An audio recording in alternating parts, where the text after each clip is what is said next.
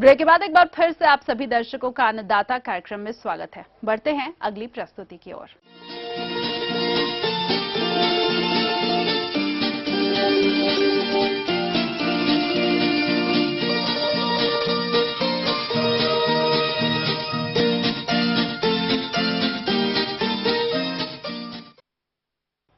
हमारे प्रदेश में मछली पालन एक लाभकारी कृषि से व्यवसाय है, लेकिन मछली पालन के साथ साथ बत्तख पालन व्यवसाय को अपनाकर आप और भी अधिक लाभ ले सकते हैं। इसी विषय पर अधिक जानकारी के लिए हमारे संवाददाता ने संपर्क किया एक विषय विशेषज्ञ डॉक्टर वीरेंद्र पिल्लई से। आज की तारीख में इंटीग्रेटेड डक फार्मिंग करके एक बहुत अच्छी योजना चल रही है। इंटीग्रेटेड डक फार्मिंग का मतलब होता है कि मछली के साथ में बतख पालन।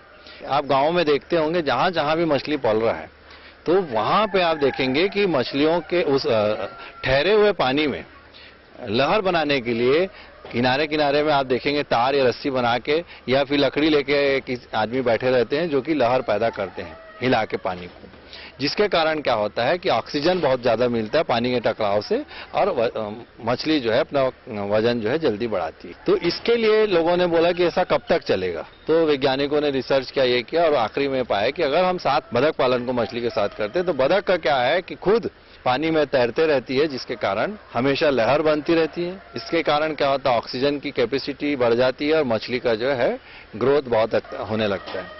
इसके साथ साथ बतख पालन में एक और फायदा आपको मिलता है कि बतख जो खाती है उसका जो बीट होता है मछली का भोजन होता है, जिसे मछली खाकर बहुत अच्छी वजन कम समय में ज्यादा से ज्यादा वजन लेके आती है। और ये बहुत ज्यादा रिसर्च में देखा गया है कि जो तालाबों में बतख नहीं पाली गई सी मछली पाला गया है उनका वजन और जहां बतख सह मछली पालन हुआ उसके वजन में 1 से 1.5 क्विंटल का फर्क आया है प्रति उत्पादन में, और लागत बहुत कम लगती है। कौन कौन से नस्ल के बतख हमारे यहाँ पाली जाती हैं, इसमें आपको बता दूं कि शासकीय कुक्कुट पालन प्रक्षेत्र बिलासपुर में बतख पालन प्रक्षेत्र भी है, जहाँ पे 2 नस्लें पाली जा रही हैं। एक खाकी कैम्पबेल नस्ल है जो खाकी कलर की होती है, जिसे अंडा उत्पादन के लिए उपयोग किया जाता है। वर्ष में 250 से 300 अंडे उत्पादन करती है। इसके साथ साथ एक और नस्ल पाली जा रही है, वियतनाम से लाई गई है, जिसे हम व्हाइट पैकिंग्स करते हैं, जो कि हंस के जैसा दिखता है। ब्रायलर वैरायटी या मांस के लिए उपयोग किया जाता है किसानों के द्वारा, क्योंकि इसका वजन 3.5 किलो से 4 किलो तक के हो जाता है। तो लोगों को एक बहुत बड़ी भ्रांति है कि बगैर पानी के बतख नहीं पाला जा सकता। पानी सिर्फ अपने मुंह आंखों के आसपास जो कीचड़ जमा होता है उस कीचड़ को साफ करने के लिए इसका आवश्यकता होती है, जिसके कारण जो है छोटे से छोटे पानी नाले में भी जो है बतख पाली जा सकती है। बतखों के रहने का बाड़ा तथा तालाब के बंदे पर बांस का बनाया जाता है। बाड़ा इस प्रकार से रखा जाता है कि उसका आधा भाग तालाब की ओर शक्तिशाली बांसों के सहारे टिका होता है, आधा भाग बंदे पर हो।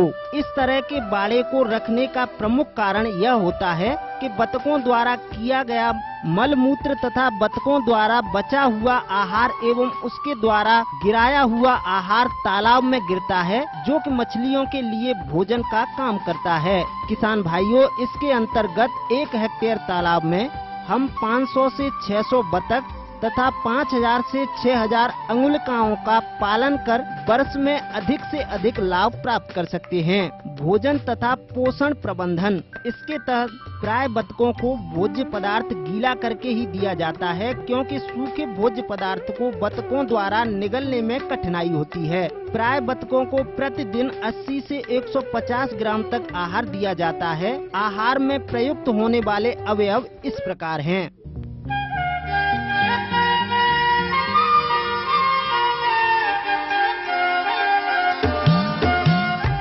बतखों के बच्चे स्वस्थ बतखों द्वारा दिए गए अंडों से लेना चाहिए।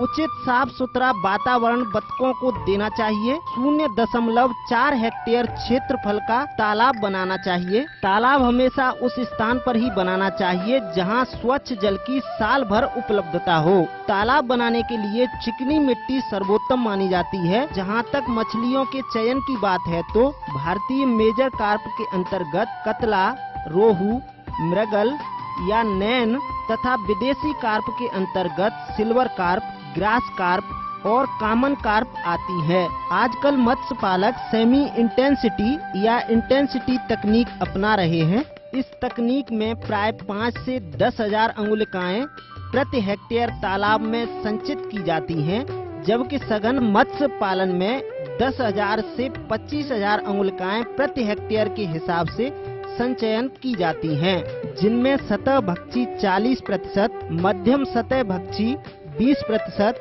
तथा सहभक्षी 30%, बड़ी घास खाने वाली 10% मछलियों का संचयन किया जाता है। बतख सह मत्स्य पालन में मछलियों को कृत्रिम आहार देने की आवश्यकता नहीं होती है। यदि मछली या मछलियों की संचयन दर अधिक होती है तो तालाब में कृत्रिम ऑक्सीजन देने के लिए एरिएटर का प्रयोग किया जाता है।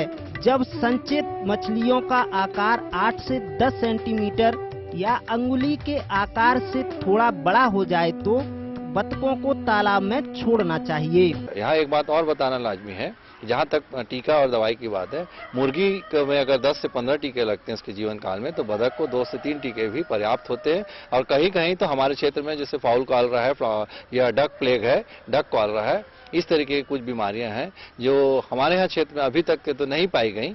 आगे और भी है कुछ रोचक जानकारियां, पर यहाँ पर रुकेंगे। एक और कमर्शियल ब्रेक के लिए जल्द हाजिर होंगे।